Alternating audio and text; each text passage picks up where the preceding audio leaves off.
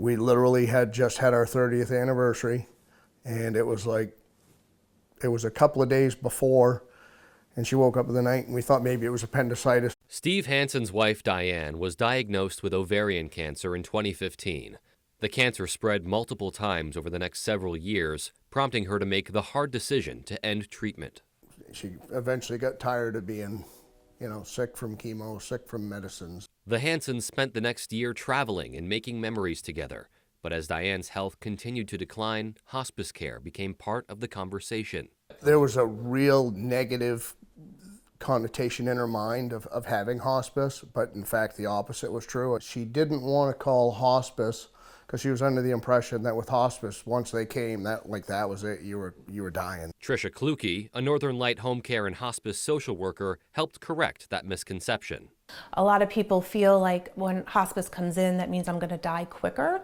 And the studies show people that have hospice with the same disease actually live longer because they're living better. It was more her because she kind of felt, I think, like that she was giving up once we called hospice.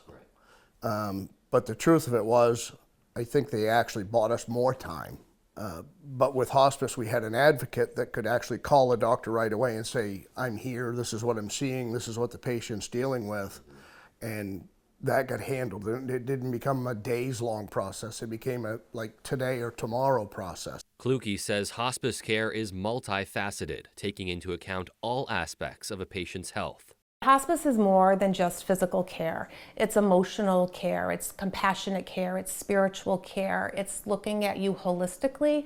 She says although dying is incredibly difficult to talk about, it's never too early to have that conversation. And so hospice isn't about giving up, it's about taking your life back, because now your days are your own to spend doing what you want to do.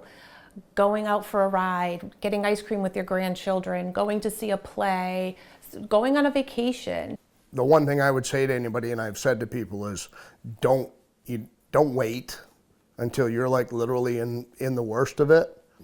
You can get them in there and it could be easier and for everybody. It got a lot better.